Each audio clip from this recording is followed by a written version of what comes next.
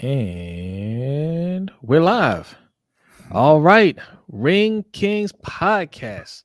We just finished the Canelo Triple G Part 3 match. And it went 12 rounds. It sure did. It was a fight, right?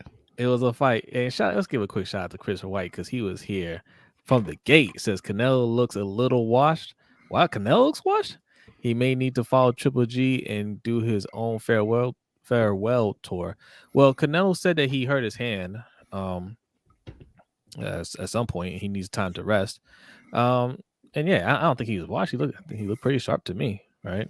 Did he look a little tired at the end of the fight? Yeah, but that's always been Canelo. Yeah, right? That's his thing. Yeah. I think it was an injury that he came into the fight with. He said I was there's about a to problem say. with his left hand. Yeah. And he said he needs to take some time to rest, get back to 100%. I was about to say, was he saying that he sustained that injury in the Bivol fight? And he just never.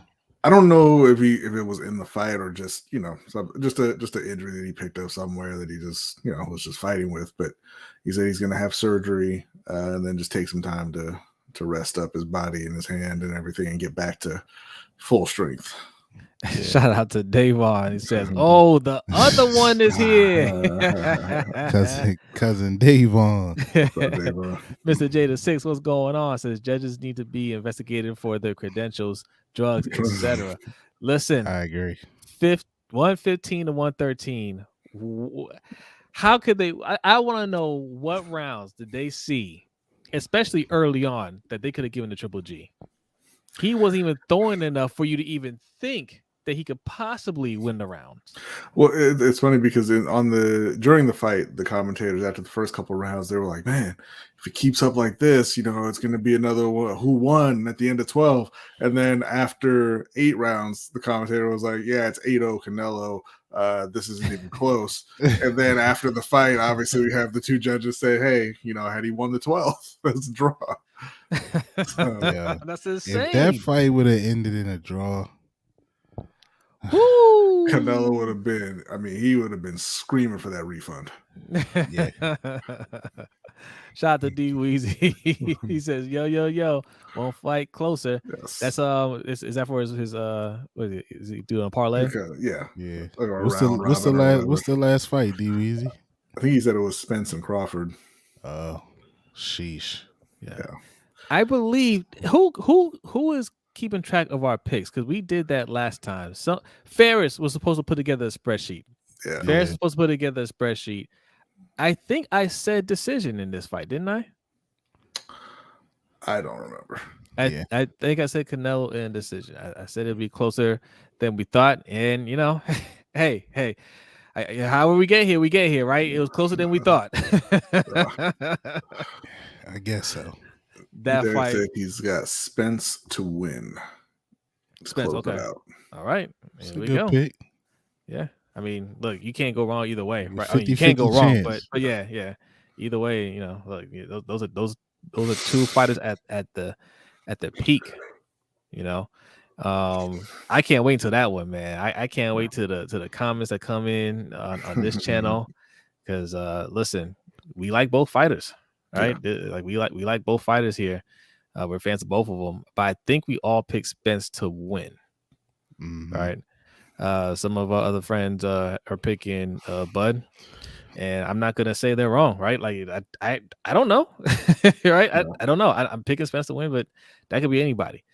But yeah, look, tonight's fight was not a competition. If you didn't watch it, if you're just tuning in and you just wanted to see what happened was Triple G looked every bit of 41 or 42, whatever his age is, and Canelo just schooled him. But if you hear that the score was a lot closer, look, that's not how the fight actually went. Right. Yeah, early on, Canelo was working his jab a little bit, but he was very tentative. He wasn't throwing a lot of punches, and Canelo was swinging for the fences from round one, and he was landing a decent amount as well. But Triple G couldn't really get out of the way. He couldn't move. And as the fight went on, Triple G continued not throwing punches well through the midpoint of the fight. Towards the last four rounds or so, he started throwing a lot more, but he wasn't throwing with power. He just kind of just waited around and was throwing more combinations. He wasn't really hurting Canelo at all. We didn't see that trademark Triple G power at all tonight. He was essentially stealing rounds, and it worked, right? I mean, he got 5 rounds on a couple cards, and even 4 on the others. I mean, just throwing his hands and just kind of touching Canelo worked, but I mean, the reality of the fight is he was never really in it. Yeah, I agree with everything you said, B. I mean, he was two steps too slow for Canelo. Canelo was clearly the quicker guy, had the faster hands, the faster feet. He was the more explosive fighter tonight. I maybe one round. I'm giving Triple G maybe. I think, that might be the 6th or the 7th. I think he had a solid round where he backed Canelo up with a shot. I think it was the 7th round. I think it was the 9th. Okay.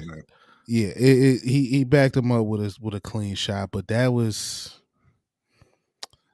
he just wasn't there. Like Jose said, he looked every bit of 40. Even though I'm 40, right, and I can get in there for a half a round and look good. So don't sleep on 40-year-olds. But yeah, man, it wasn't close at all. Watching it, I was thinking like, okay, maybe Triple G is waiting for Canelo to do what he does in fights, and that's tire towards the end of the fight. Maybe he's waiting for him to tire out to try to catch him. It ain't happening.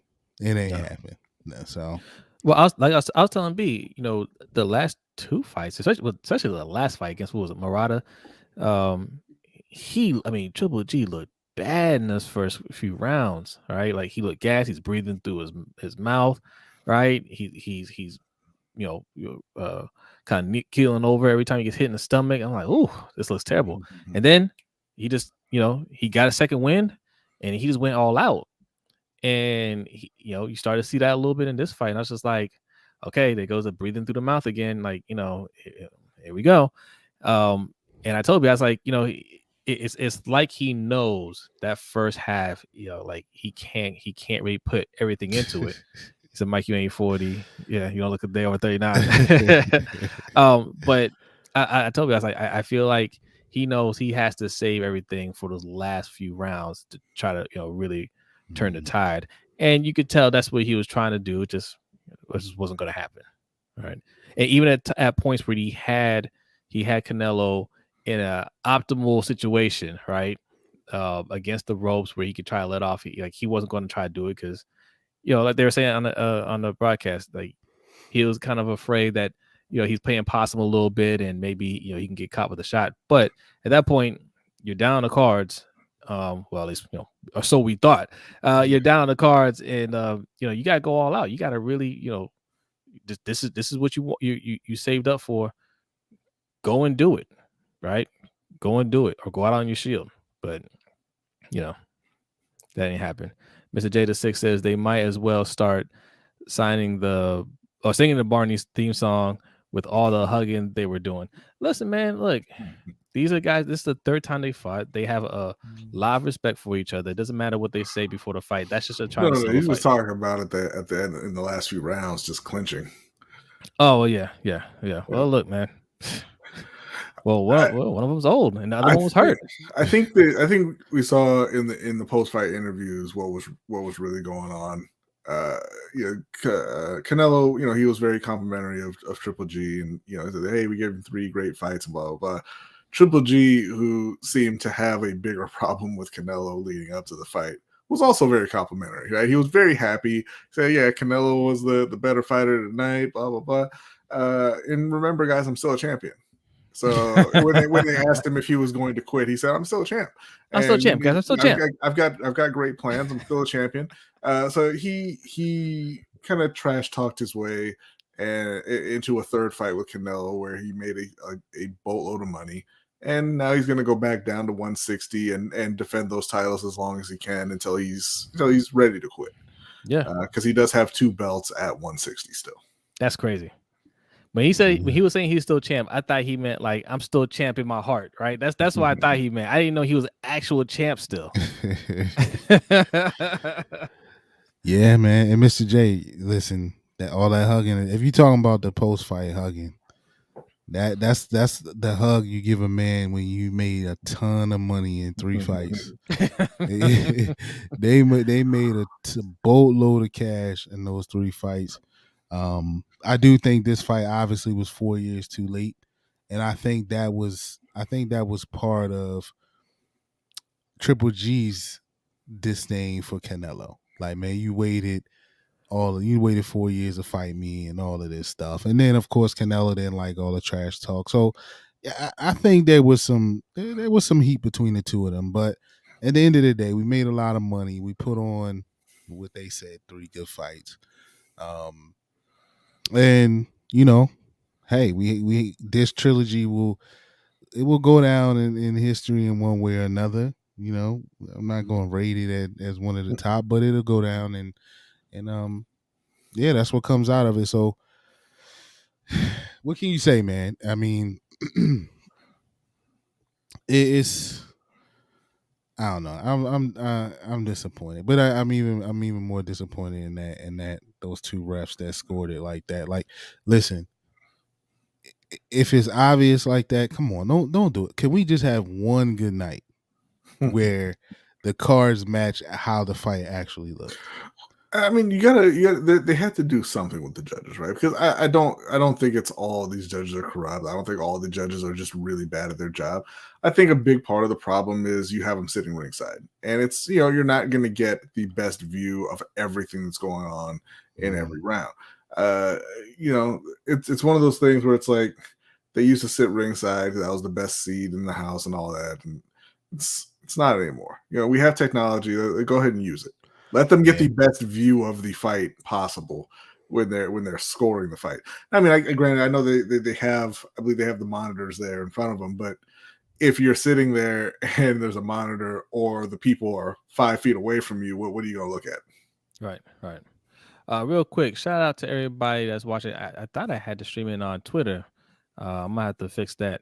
But we're streaming on YouTube and Facebook right now. So if you're new here, go ahead and hit that subscribe button. Also hit that like button on the stream. And shout out to Suge Knight 323's in the house. Says, what can I say, Mike? Give me my money back. Well, that's the biggest disappointment for me, is that this was on pay-per-view. Listen, our beef with the DAZN is deep. Okay. Oh, and it's going to another level, because what I saw tonight is they're actually raising the price of DAZN. What? To 150. So 150 for what? For the annual membership. Oh, well, I mean, look, DAZN may not be around next year. Yeah. Right. What's Canelo's contract with DAZN? I have no idea. I don't know. Yeah. Go ahead, Mikey. I think this was more because they kind of bid on this, right? Wasn't it kind of a co-promotional thing? Canelo has his own little thing, but I think that contract. I mean, I know Triple G is still with DAZN, so I think that's what kind of led. But I thought they bid on this.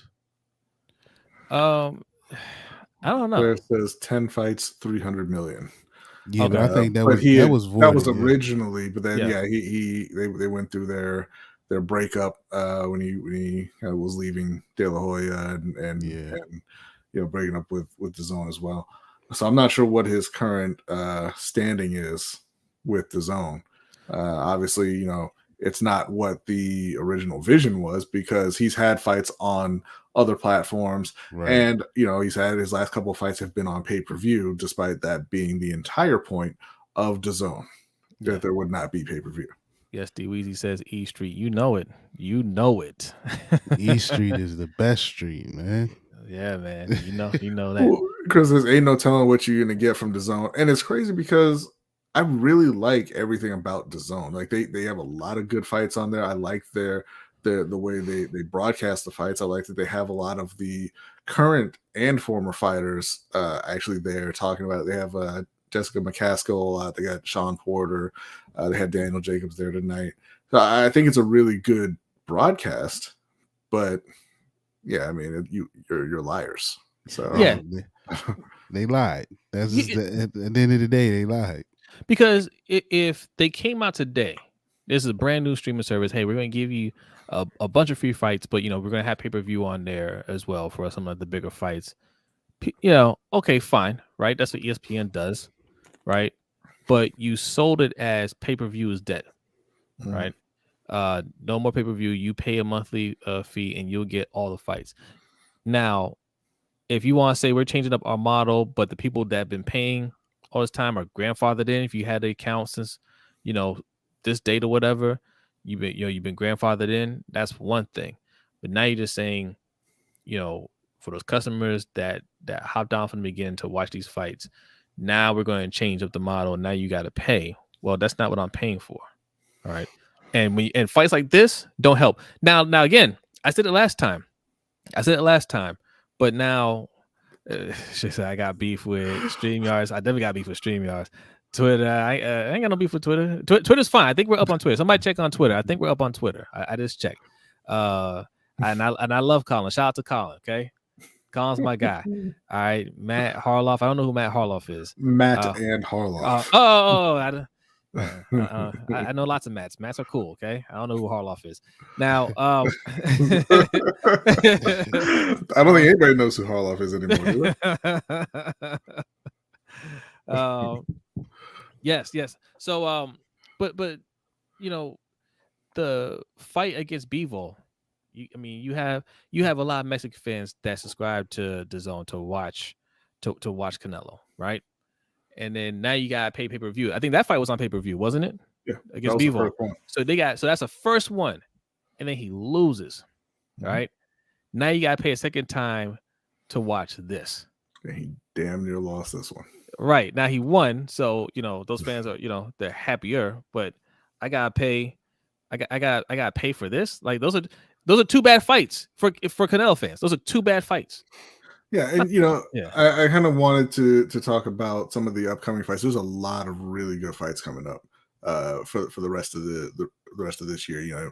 Fury and Joshua just kind of agreed to the fight. Obviously, Spence and Crawford, they don't have a set date yet, but that's coming.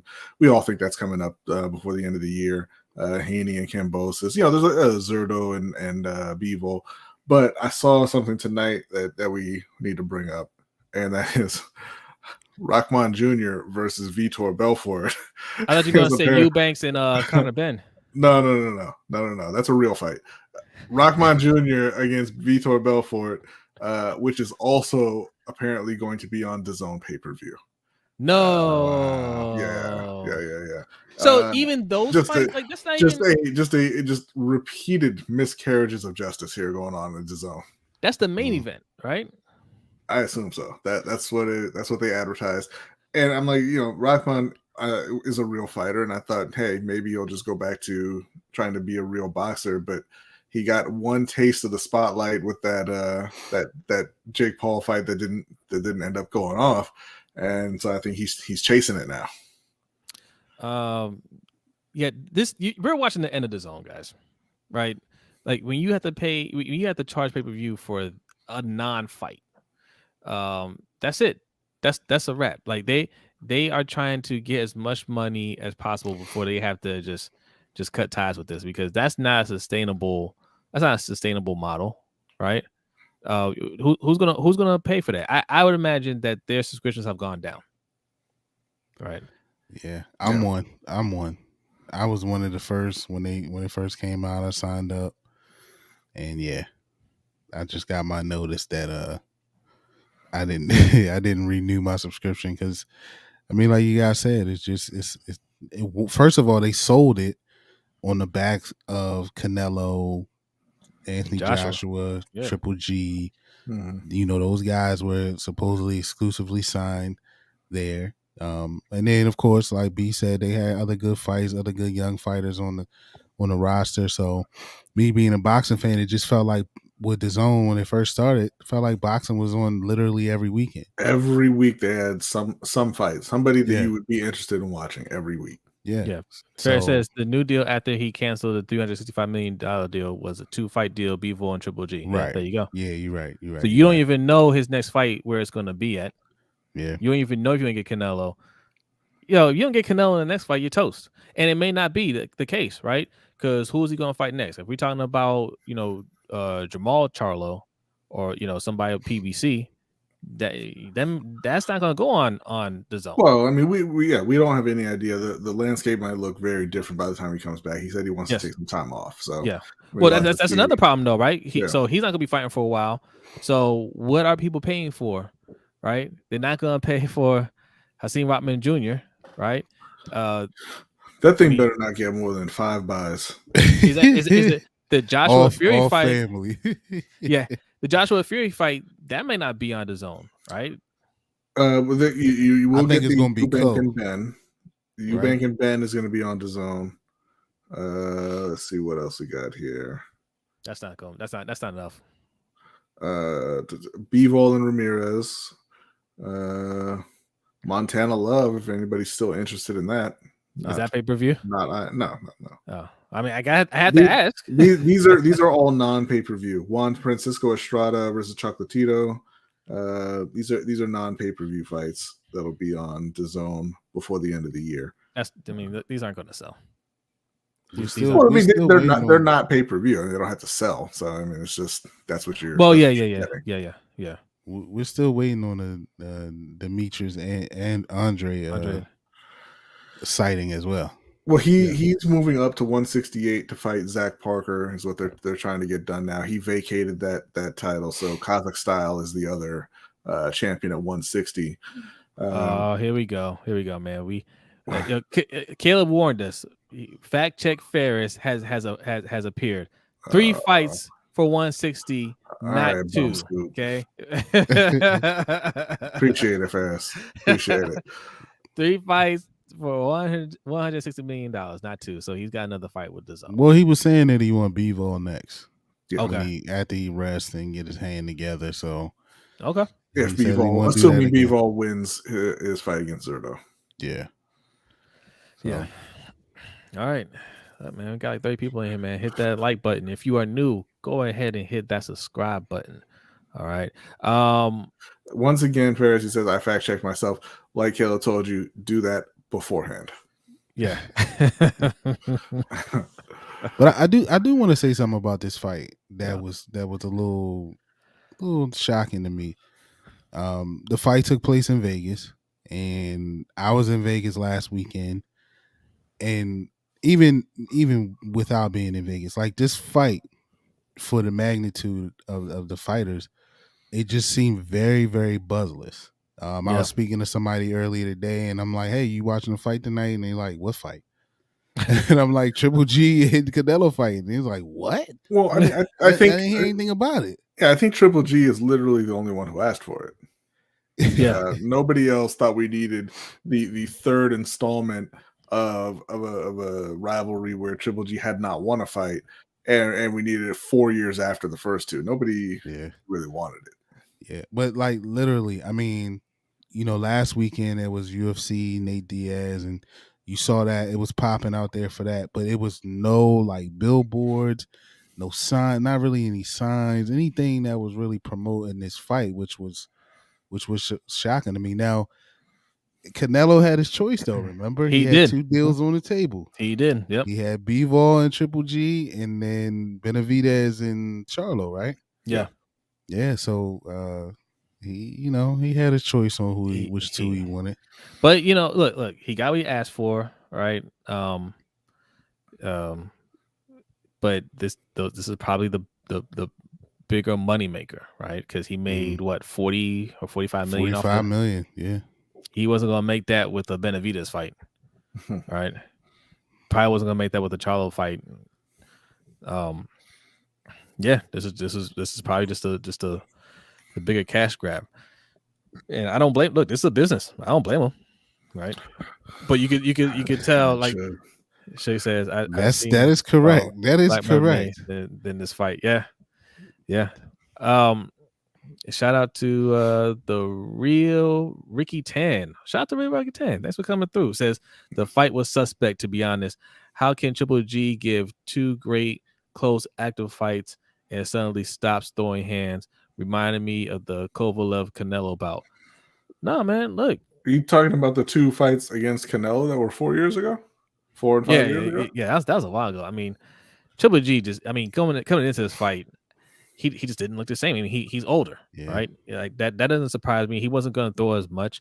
Look, when you get older, right? You don't have as much left in the tank. You have to kind of pick and choose your spots, right? And I think that's what he was doing. Like, I can't be active. I'm not going to be active. I can't throw 300 punches or whatever. They say you do like 300 punches less than the last fight. I can't do that same volume this time around. I'll be gassed. I'll be cooked. Then he really will take me out, right? I think he looked at it and said, I may not win this fight. I'm gonna try to go for it in those last 2 to 3 rounds and try to take him out. If not, no big deal. Because like you said at the end of the fight, I'm still the champion, right? Mm-hmm. I'm still the champion. I want to walk away with this streak of never being knocked down, never being knocked out, and I could still make some money as a champion taking on some of these other fights. I think that's that's how he looked at it. Yeah, and I mean, if we're being honest, if Ryota Murata had ever heard of defense, Triple G might not have made it to this fight. He might, yeah. I mean, he would have made it because this contract was signed. he said, "I'm not leaving $20 million on the table." All right. Ricky Tan says there's no urgency from Triple G. Was content with walking away with the bag. Yep. Yeah, I agree with that. I agree with that. I mean, listen, like I said earlier, in Triple G's defense, right? This fight happening 4 years later than it should have. I mean, a lot of people not going to like, for me to say this, but I think Canelo I think he shook Canelo up in the first 2 fights. I think Triple G won the first one. Me too. The second one, it could have went either way, right? But to not fight him right away, I mean, listen, I think he knew what he was doing to push this back 4 years, like he did. At that time it was the hottest fight. It was the hottest thing smoking in boxing, right? So they weren't going to make any less money. Now I guess it still ended up working out. They both came away with bags 4 years later. Yeah. But we looking for a competitive fight, right? This fight was clearly 4 years too late, and I think that played a part in the lack of, interest in this fight. Are you saying Triple G pushed it back, or are you saying Canelo pushed it back? Canelo. I'm sorry, yeah, Canelo. Yeah. Okay. Yeah, and I think that played a part. Sure. No disrespect. Disrespect of a Mexican hero. No disrespect, but I mean, I think that played a huge part in the lack of interest in this fight. Like, real boxing fans know that this is 4 years too late, man. That man 40 years old.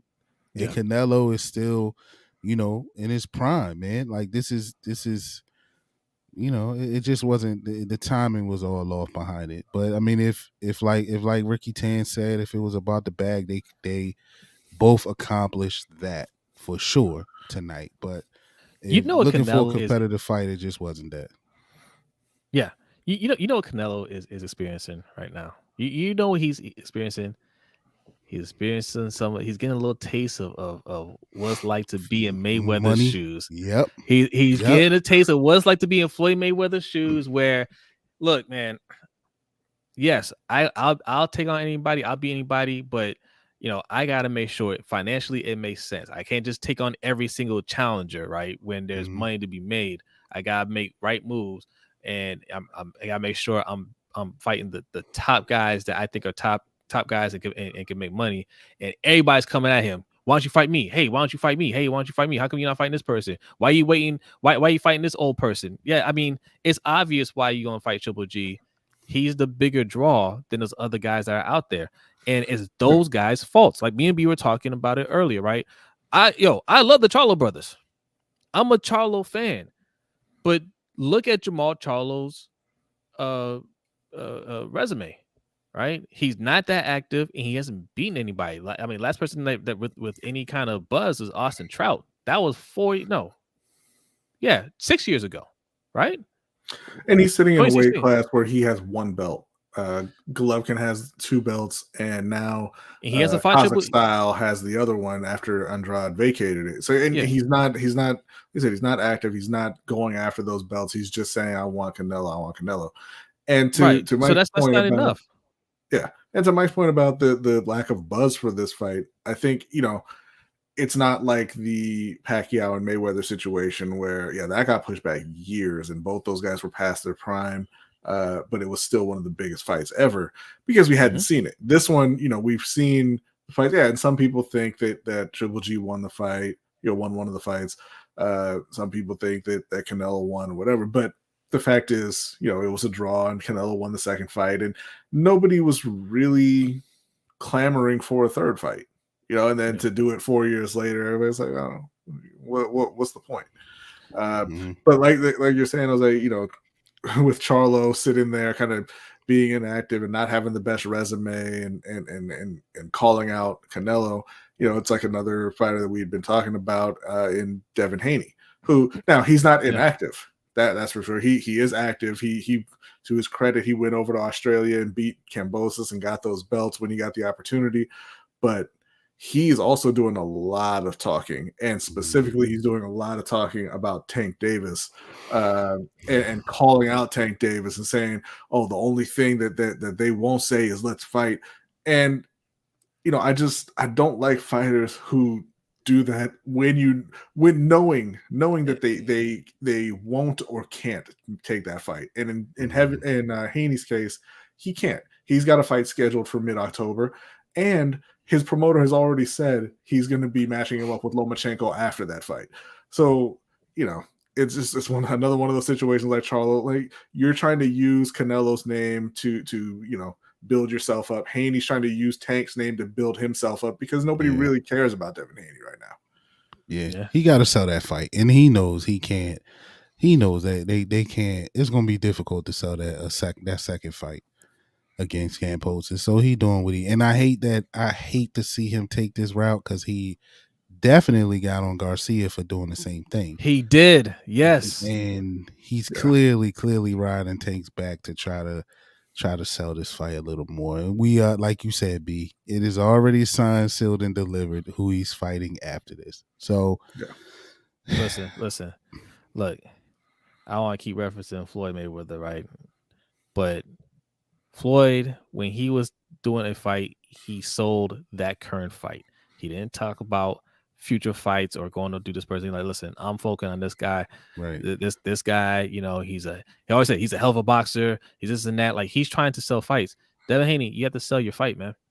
Right? Yeah. I know you don't have any interest. Nobody has any interest, man. You dominated Kambosos the first time. I think it's going to be the exact same way. You might actually win 12 rounds to nothing this time, right? Right? Like he has no shot. I get it. But you agreed to a 2-fight deal, essentially, right? Mm-hmm. Honor it and sell it. I'm sorry to interrupt. Shug, I want to say thank you for the donation. We don't have the OBS going right now, so go ahead and put your comment in the chat box, and we'll read it. Because it's not just kind of popping up here. Oh, I can't pull it up. I don't have OBS open, but I appreciate it, Shug. Thank you. Let me read. Shout out to Joe Bro who came through. Thanks for coming through to the live stream. It says, not normal that Triple G didn't even try in the first 6 rounds.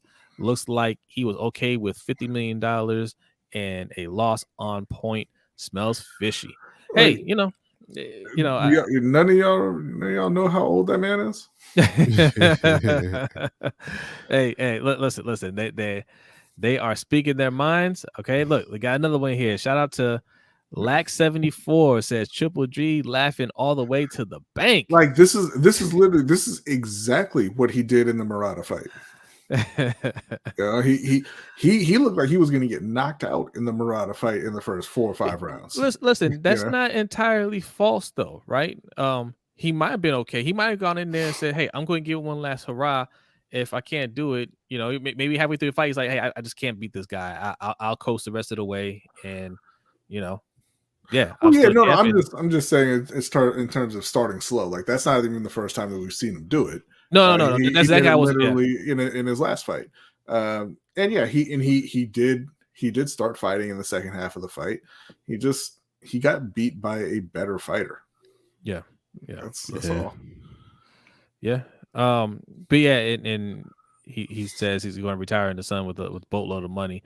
He said he's not going to retire. He wants to defend his belts. So and people and fighters like that, they don't know when to quit. All right, Shug. But thank you anyway, Shug. Appreciate it. Thank you, Shug. Does not remember the comment. I appreciate it. Well, I'll pull it up later. I should pull up OBS. So yeah, we don't know what's next for Canelo. I mean, he says he wants to be Vol. We don't know when that's going to happen.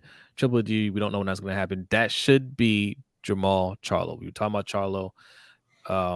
Charlo, I mean, I'm singling out Charlo. He's not the only person calling out Canelo. Everybody's calling out Canelo, right? That's the cash cow. But Charlo, I think, has been the most vocal, and I focus on him and his brother the most because I like both of them. But damn, man, like you gotta fight some people, and I think this is a perfect opportunity to say, all right, Canelo isn't going to fight me anytime soon, so Triple G is there. Let me go out there and work Triple G, get those belts off of him real quick, right, and then take it from there. But I mean, there's a lot he can do to build up a fight. Like I was saying before, had he fought Triple G beforehand and already taken them belts from him, this fight between Canelo and Triple G wouldn't even be an option for Canelo. Right? Because he'd be like, no, don't focus on him. You're going to focus on me. I'm the champion. But you didn't even beat this man to get the belts off of him. I didn't, like I said, I didn't even know, right? I didn't know that. Yeah, there's some work to do before he looks at those other guys. So this is a time while he's thinking about resting and healing and then getting his revenge against Bivol. That's when you need to start. These other fights need to start making some bigger fights happen to get on the radar. If Charlo's for real and he wants Canelo and he wants to chase greatness, as it were, he'll take this time while, like I said, Canelo is resting and trying to go after Bivol. He'll take that time to move up and fight Andrade and fight Benavidez and make it a mandatory. I mean, not even necessarily mandatory, but have it become a fight that the fans are clamoring for, that everybody's calling for. Because right now he has no real argument to be next on Canelo's list. You move up to 168, you fight Benavidez, you beat Andrade, who just moved up to 168. Then there's a real argument to say, hey, Canelo needs to come back down and fight me. Yeah. Okay, I got your comment here, Shug. I got and appreciate you for the donation. It says, here's my favorite host, Mike. Always excited to see you all on screen. I was excited for this fight, but just like how the Panthers let down Brodny, this fight was a letdown. Hopefully the next big fights coming up are better. Hey, look, man, appreciate the donation. I'm sure Brodny doesn't appreciate the Panthers jab. Why don't you go to the app and just accept my trade, and then you can stop talking about football altogether, Shug. If you want it, look, 32 people in here, hit that like button. If you want to be awesome like Shug, right? We don't have super chats. Well, we do have super chat. We do super chat different over here. Okay, we do differently. Okay, there are two ways you can use it. First is next to Mikey, below B in that corner, $ LBHTShow. That's the Cash App, LBHTShow. All right. Also, that pin link that you see in the comment is how Shug donated. That's the link to our stream elements. Both ways, you leave your comment, you leave your donation, leave your comment, and we'll read the comment on air. Usually, I have a little animation right next to my face, but I'm in a different location today, so I couldn't get the animation up. All right. So appreciate the donations. Appreciate it. The real Ricky Tan says Triple G just doesn't have any speed to deal with Canelo. Facts. Canelo anymore. It's hard to throw when you know a counter is coming and there's nothing you can do about it. Yeah, all true. Yeah, he All was true. just standing in front of him, essentially waiting to get hit for most of the fight. Yeah. I'm sort of intrigued to see what he does when he moves back down to 160, and how he can handle the guys down there. But obviously, he's not in Canelo's class anymore. No. I mean, I think we knew that for a while, right? We kind of knew that for a while. And again, he knew that. But look, first of all, fighters like that don't shy away from anybody. But especially when there's money like that on the table, they're gonna give it a go. They can't do it. They can't do it. They don't care. I mean, and to Ricky Tan's point, though, honestly, Triple G, like, movement speed has never been his thing anyway, right? Right. So that was the thing going into the first two fights. Well, Canelo is much faster, he's much quicker, more explosive, But the thing with Triple G was his toughness, and that, hey, if we slug, you likely to catch one of these missiles as well. So that was kind of his thing. Like, yeah, I'm gonna draw you in. I'm not gonna move. I can't move. I'm not quick. That's not my thing. So I'm not. Of course, he's a lot slower now than he even was in the first two fights. But the speed aspect was never his thing in the first two fights anyway. Yeah. But he just, to me, he seemed, what I thought we would see was, okay, I'm gonna draw Canelo in. Of course, I'm gonna eat a lot. I'm gonna eat some punches, right? But I'm gonna draw him in, and I'm gonna draw him into slugging with me, and that's the only shot I got. What I was surprised at is how reluctant he was to let his hands go. I mean, the power punch numbers were super low, especially for somebody like him, and that's his name. That's his claim to fame. That's his thing. His power. So, once that was gone and taken out of the fight, he pretty much had zero shot. I mean, he has a solid jab, right? But that even that wasn't going to win this fight for him anyway. He needed to draw Canelo into some type of a slugfest and see if he could catch him or seriously hurt Canelo, and then maybe get him to back up off of him some kind of way, like he did in the first fight. Yeah. So, but he didn't do that. He was reluctant to let his hands go, and to me, Canelo washed him. I gave him one. I gave Triple G maybe one round. All right, and shout out to Sugar again for another donation. Says Mike, I might be accepting that trade in a minute. Brodny trade declined. They are talking about our fantasy football league. And I'm laughing because I guarantee you he didn't even look at the trade. Well, hold on. I got to explain to the audience what we're talking about. All right, we have a dynasty league for our Patreon members. Okay, at patreon.com/LBHTShow. So if you're into fantasy football, I mean, our leagues are already full. Next year we'll try to get some more leagues going. But there's all kinds of goodies that you get for signing to Patreon. And since we're talking about it, tell them real quick what they get for Patreon. Sign up patreon.com/LBHTShow. We got 3 tiers. Tell them about the tiers. So I mean, we have just a general support tier at $3. At $5 or at $10, I'm sorry, we have the tier where you get our custom poker deck that we made, featuring our top 25 fighters of all time. If you haven't seen it, we have a 5-part series where we have just a nice discussion with us three and some friends of the channel, kind of breaking down our list. We all voted on it and came up with a consensus top 25. So that's on the channel. Definitely check that out if you haven't. And then we have also a $20 tier, which is a combined tier for this channel as well as our other show, Lunch Break Hot Take, which will get you, the poker deck, our LBHT crew coin, which Jose does not have there because he's not at home. Let me see if I have it here, and that'll get you all the benefits of the Lunch Break Hot Take show. It gets you into our overtime show that we do every Wednesday after our live show, and it gets you into our Discord channel as well. And I do have the coin right here. That's what it's like. Oh, okay. Yeah, I just got one.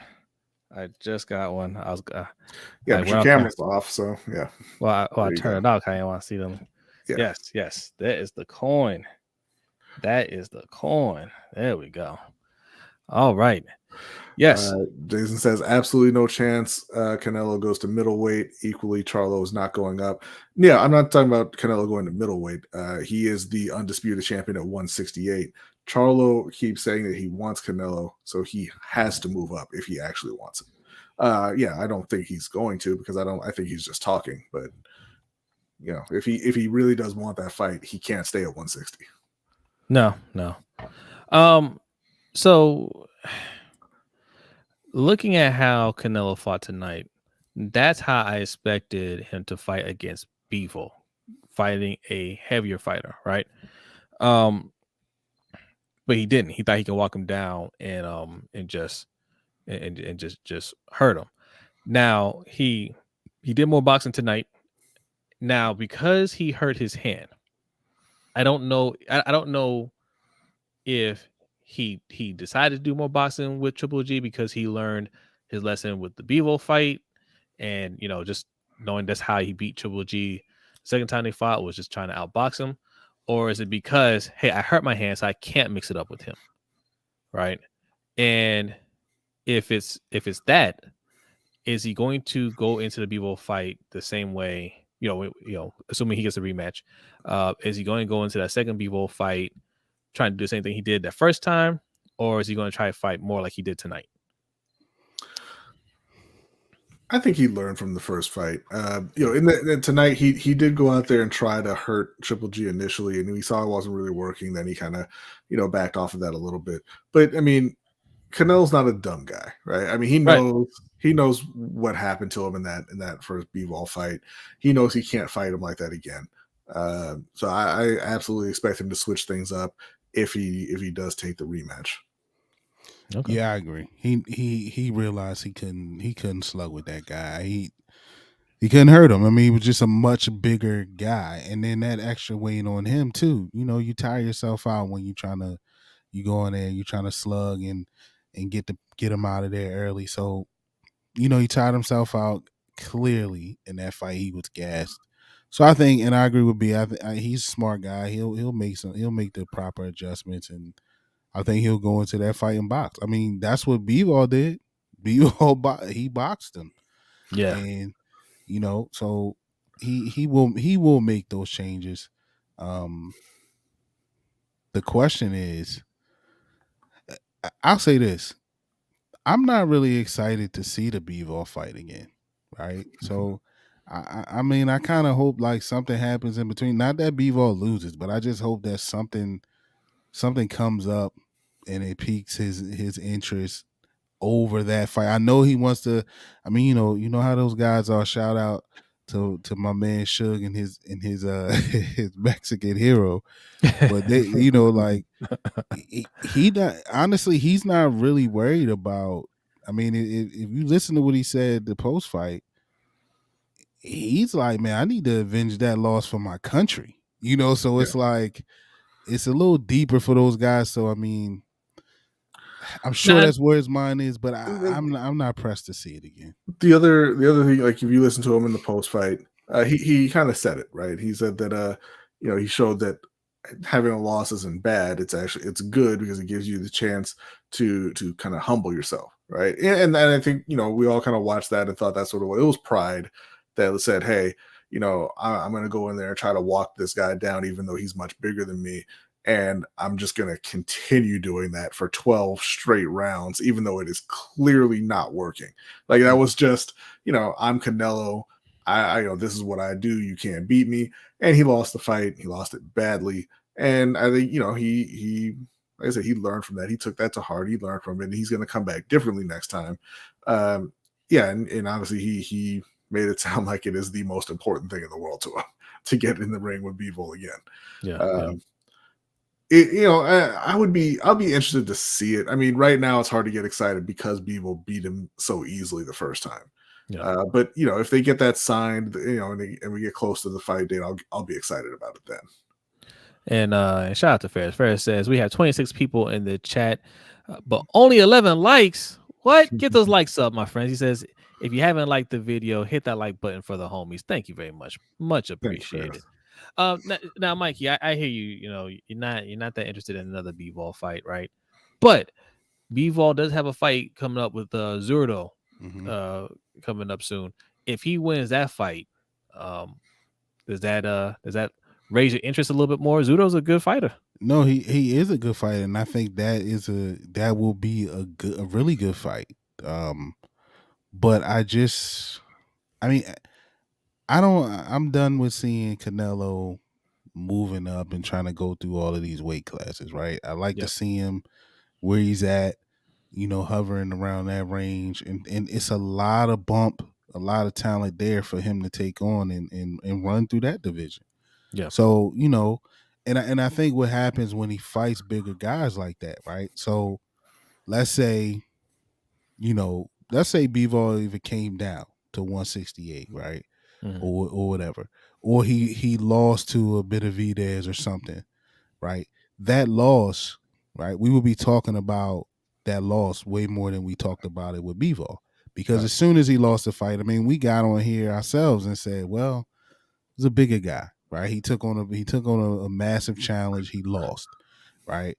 I just, I don't think it carries as much luster, as it would be if he fought one of those other guys that we named, Charlo or Benavidez or any of those guys. It just doesn't carry that weight, and it's a built-in. I don't want to call it an excuse, right? But it's a built-in reason. If he loses that fight, it's just not looked at as he gets a pass. He gets a pass. It's kind of a nothing fight unless he wins. Yeah. The same thing with that happened with Israel Adesanya moving up to fight Blachowicz.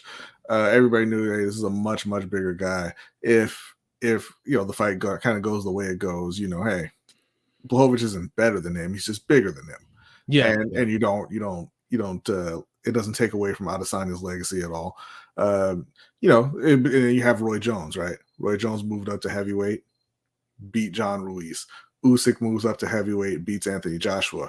Had they lost those fights, it would be whatever. I mean, they're small guys moving up to heavyweight, but they won, so it's a huge boost for their legacies, right? Yeah, totally. Yeah. Oh, and the thing for me, I'm sorry. Go ahead, Mike.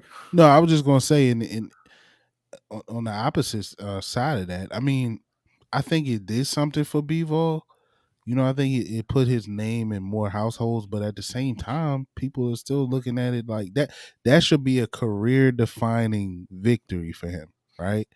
Now, I mean, like I said, his name is more known than it was before that fight, but still, it's not one of those things like, hey, I just beat the best boxer in the world, right? I should be, on your top 10 list. I should be warranting millions of dollars now because I just beat the man. It didn't really do that for him. No. You know what I mean? Like it would like it would do for any of the other names that we mentioned. And with Bivol, if he beats Zurdo in November, and he signs on to fight Canelo, I guarantee you, from his perspective, all you're going to hear is, why isn't he fighting Beterbiev? Who is actually in his weight class, who's one of the top fighters in the world. It'll be, you're ducking Beterbiev to fight the smaller guy. It's not really a challenge. You're just chasing the money, blah, blah, blah. So I think it's kind of a no-win, like you're saying, for Bivol. It means everything to Canelo. I don't think it means much of anything to Bivol, except for a nice check. Well, I mean, and that's where the business comes in, right? Because like people are always going to chatter, right? And my thing is always like, look, Beterbiev ain't going nowhere, right? I can fight him later, but when the money, comes available, when the cash cow comes through, that's always going to be priority. So if he wants a rematch, that's going to be one of his biggest paydays. Fighting Beterbiev isn't going to give him more money. And if he goes and fights Beterbiev and beats Beterbiev, All right, how does that help his bank account? Right. Mm-hmm. So yeah, you fight Canelo again, and then you take on Better BF. I mean, that fight will happen. So it doesn't matter what anybody says about that. Well, but to the point, money's not the most important thing for everybody. I mean, True. True. this isn't the That's true. big Bivol not the biggest fight for Canelo either. Right. But Right. that's the fight he wants because he wants to avenge the loss. Chris, Well, hold on. Well, who would I guess right now, since he's fought Triple G, for the third time, who would be a bigger fight right now? Because I don't know about those other guys, right? I know Charlo has a little bit of buzz, but does he have more buzz than Bivol now after Bivol has beaten Charlo or beaten Canelo? I think Charlo would be a bigger money fight. I think Benavidez would Okay. be a bigger money fight because I think those are easier fights to sell. Okay. Okay. Especially after Benavidez destroyed David Lemieux.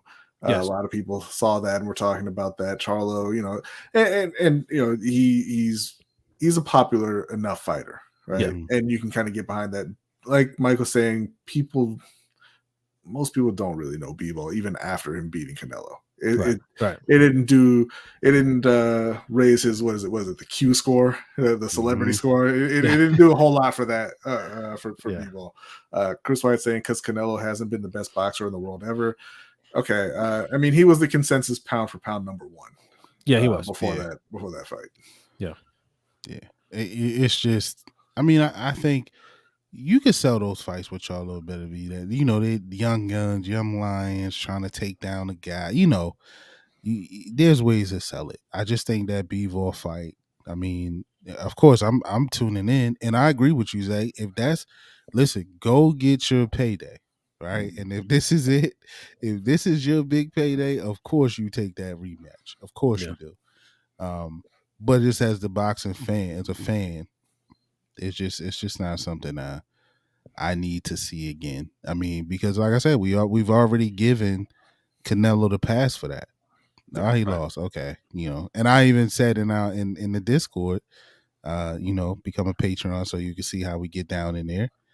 I even said, hey, why didn't they read Triple G's? I mean, they read Triple G's record, but they didn't. They skipped over reading Canelo's record when they were introducing the fighters. There's a lot of twos on the end of that record, so it's just. But he gets that pass, man, and it is what it is. But it's just it's to me, it's better fights out there that I would want to see. But by all means, get your money, Bivol. Speaking of, so Mr. Jada6 says, better be a fights for pride. Dismantle Joe Smith like he was nothing.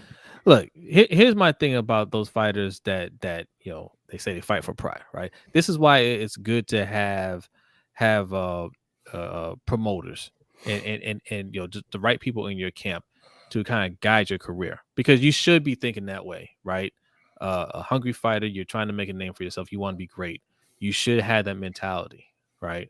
But you gotta have people in your corner that understand the business of it to tell you, listen, don't take that fight right now. That guy ain't going nowhere. Now Better be is in a position to take on Canelo. Canelo, saying that he don't have any belts. But Better doesn't have any belts, right? Or did he just get one? He does. Yeah, okay. He has a belt. Well, either way, Canelo didn't select you, right? Canelo didn't select you. He selected Bivol. So for Bivol's and he might be saying, yeah, I want to take on Better BF, right? That's what's gonna, get me the respect in this division. But his people should be telling his promoter should be telling them, look, Better BF ain't going nowhere. You will still get that fight. Get your money now, because at the end of their careers, at the end of all their careers, right? If they haven't gotten those big money fights, they're gonna look back on that and be like, damn. You know what I'm saying? Mm-hmm. They're like, damn, like what happened? You see it in UFC all the time, right? These fighters, when they get near the end of their career, that's when they start doing a lot of talking, about Dana. They start talking about, man, they ain't make no money, you know what I'm saying? And they end up fighting Jake Paul, right? Because because they didn't make the money because all they did the whole career was fight for honor and pride and respect, right?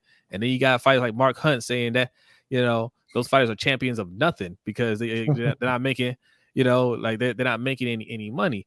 So that's why it's important for these boxers to have good people in the corner to guide their careers and make sure that they're being the best fighter they can be, taking on the best competition, and making the most money they possibly can. Yeah. Which is why people like Bill and Devin Haney get really upset, because they feel like, oh, we're taking on good competition, but we're not getting the monetary rewards, and Tank is getting all the attention and all the money, and we feel like we fought better people. You haven't, but even if you feel like that, it's it's fine. He's that's what gets me about it, right? Like, Devin Haney's still mad young. He's not even in his prime yet. No. Like, what's the hurry? Right? Like, what's the hurry? Just keep doing what you're doing. You're an undisputed champion. Just do your rematch. Fight Lomachenko, who's an excellent fighter. You keep doing what you're doing. You'll build your buzz, and that fight with Tank will happen naturally. You don't have to worry about making it happen now, right? I get it from the standpoint of, okay, I'm young, I'm going to trash talk. That's fine, but again, like, yeah, Bill Haney, I like Bill Haney, right? I like what he's done with the son up to this point, but man, you need to refocus your son and say, look, you focus on the fighter that's in front of you, right? Don't sleep on any fighter. First of all, even if you know you're going to dominate him, just out of respect, and sell the fight, right? Because that's what Tank's people are looking at. That's what Mayweather and LB are looking at. LB says it every time. Like, yes, there's some great fighters out there, but they're not a draw yet. Like, we need to make sure that they are going to hold up their end if we're trying to sell this fight. And right now, they're not seeing it from their pay-per-view buys, right? Or ratings. So that's what needs to happen. Go out there, sell these fights. Be into this fight right now with Kambosos, right? Sell it, get those numbers up. Lomachenko will be huge for you. Really sell that fight, win that fight, and then you can get that fight with Tank, or whoever. Yeah, Mr. J, Better Beaver has 3 out of the 4 light heavyweight, and Bivol is the WBA champ. Yeah. Yep. Thank you. All right. So all right, we gone for an hour. We have a lot more coming up. So be on the lookout. We're gonna do some podcasts here. We're gonna talk about obviously Spence and Crawford coming up. Fury and Joshua. Yeah. We're gonna talk about that. We're gonna talk about that, how that came to be instead of Usyk. I don't know how Usyk got left out of that, but we will discuss. I know how it got left out. Yeah, I know too. Lots of fights coming up, man. A whole lot of fights. We're gonna cover that, and the first it's overdue, but it's coming. The first installment of sparring sessions, where we like to answer questions, common questions in the coming from boxing fans, like, what does undisputed mean versus undefeated? Why are there so 200 belts, right? For all these different weight classes. Why are there all these weight classes? Why are there so many belts? What does this mean? What does that mean? Like, we try to answer some of those questions in the sparring sessions videos. So we hope you enjoy the first one. All right. All right. Yes, Fury Joshua. How? That's what Chris White is asking. Because that's who Fury wants to fight. All right. Fury said, Usyk, no thank you. All right. Joshua, yes. Now, I think I'll give you a little preview of what we're going to be talking about. I think I don't think Fury can be either one of those guys. I just Jason disagrees with you. He's going to the Fury fight across the pond for Joshua's retirement. Okay. Hey, shout out to you, Jason. Shout out to you. Look, I could be wrong. Look, this is what I love about this, right? I mean, we have our opinions, and they gotta go out there and show it one way or another. I could be wrong, but I think I don't think Fury can take Joshua. Yeah, I wouldn't call myself a Joshua fan. But just seeing how hard he fought against Usyk and came up short both times, and obviously seeing how that affected him, I hope he gets the win against Fury. I really do. Yeah, I mean, I don't, yeah, I hear what you're saying. I don't have any stake in either fighter, to be honest. but I hear what you're saying with that. I just look at the skills. I think Joshua is a better boxer, and having fought a superior boxer to him, will give him everything he needs to fight to beat Fury. I don't think Fury can show him anything that he hasn't seen. So Joshua with his back against the wall. I said this last time that he showed every time coming off of a loss. Obviously, he avenged it. He didn't do it this time. No, he tried. He tried. Yeah, I'll say this will be I don't want to say, like my man Jason is saying, I don't want to say this will put Joshua in retirement, but this fight will mean a lot for Joshua. He will need a win in that matchup. He will definitely need a win in that matchup if he's going to be who we think he has the potential to be, right? So we'll see, man. But I mean, I'm looking forward to that one. I think that's a good fight. I think this is the fight that everybody wanted, that we thought we would get a couple years ago when, before Joshua took that L to my man Andy. So we'll see. I think it'll be a big hit over there. So we'll tune in. But I will say Joshua needs to win that fight. I'll save my prediction for when we do the episode, but I think Joshua needs to win that fight. Yeah. He can't lose 3 fights in a row. He can't. Jason said that Fury did not say no to Usyk. Usyk said he was taking time off, and Fury already had Cardiff lined up. Fury retired twice. Yeah. Right? Like, no, he retired twice. He was talking to Usyk, right? They showed video of him at one of the fights. They were talking. I hadn't heard. I mean, look. I mean, maybe you read something more current than we did. I'm not saying you're wrong. Last I saw, Usyk said he wants to get the Tyson Fury fight, and then basically call it a career after that. Right? He wants to do 1, maybe 2 more fights, and that's it. He wants to fight Fury next. Taking time off. I don't know. I didn't hear that. If you heard that, then that's news to me. He says Joshua is not going to outbox Fury. Fury has best jab at heavyweight, and then I don't think that's true. If he's got a long reach for sure. Does he have the best jab? I don't think so. If Wilder cannot knock out Fury, Joshua will barely scratch him. Wilder has great power. He has no accuracy. He has no timing. He has nothing else. And Wilder did knock out Fury. Let's not pretend that didn't happen, Jason. Yes. He said let it retire 10 times. That's true. And now Usyk is saying he want the Wilder fight. Yeah. That's as of 2 days. He's turning his attention to Deontay Wilder, and there's speculation that all of this is just a negotiation ploy from Fury to get the Usyk fight done. So we'll see. Oh, okay. We'll see. Okay. Yeah. We'll Look, we're going to talk more about this on our Ring Kings podcast. So make sure you are subscribed if you are new.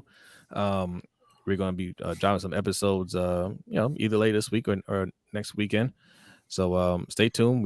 We got a sparring sessions video, like I said. We're going to drop another watch list video. That's our series where we showcase up and coming fighters. So be on the lookout for that. Lots of content here, guys. Lots of content. So make sure you hit that subscribe button. Check out the videos that we already have on deck. But before we get out of here, you guys got anything? Any last words? Nope. we got Shakur Stevenson next weekend. Yeah. And then oh man, why's his name slipping me? We just did the watch list on him. Keyshawn Davis. Yeah. He's on the undercard, so that should be a good little fight. Yeah. Good little card next weekend. So I'm looking forward to that. But this fight was what it was. Mm-hmm. I'm glad we done with it, right? We don't have to see this anymore. We done with that one. It's time to move on. It's like a Netflix movie, right? Like you watch it and like, yeah, that was fine. If I had to pay for it, I'd be less happy. And unfortunately, we had to pay for this. Yes. That's perfect. That's perfect. All right, anything from you, B? Really, the only thing that's kind of on my mind is I hope that Spider Silver beats the hell out of Jake Paul. We'll see. I need to see. I need to look in their eyes. All right, I need to look into Anderson Silva's eyes. I need to see the press conferences to see if he's really trying to get the win, or is he going to if he's going to play ball. I feel like I'm taking crazy pills every time Jake Paul fights. I feel like the Hakeem Rockman deal went down the way it went down is because Hakeem Rockman said, "Nah, bro, we fighting for real. I have a boxing career. I'm trying to put myself on the map, and I'm going to do it by knocking you out." And Jake Paul said, "Nah, this ain't gonna work." Cut. Yeah, cut. He said, "Cut."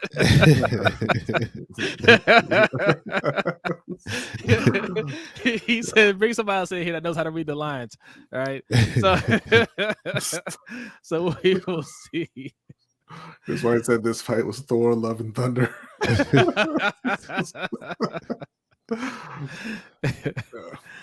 All right, man. Let's get on out of here, man. My camera is crapping out on me.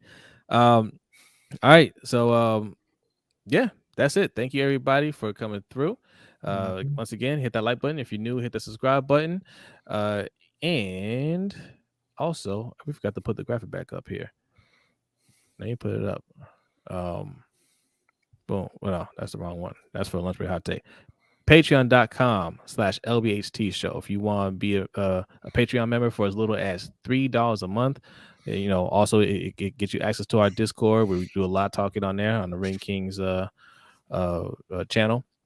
So lots of value there. All right. But appreciate everybody that's coming on here, hanging out with us until 2:00 in the morning. My goodness. Thank you to the LBHT crew that came through. If you don't know what LBHT stands for, that is Lunch Break Hot Take. That is our main sports channel. All right. And you got our regulars in here. Chris White knows what about it. Davon, Mr. J the Six, Ferris, Suge, D Weezy, Caleb. Thank everybody that's come through here and supported. Thank you, Joe Bro, for coming in here.